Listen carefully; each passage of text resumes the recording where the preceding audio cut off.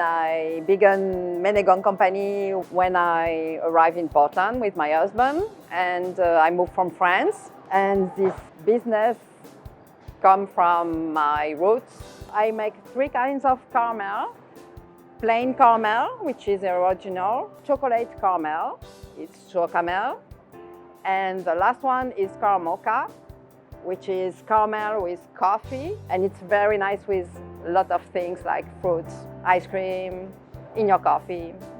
And it's just made with real ingredients. The recipe is French, because I'm French.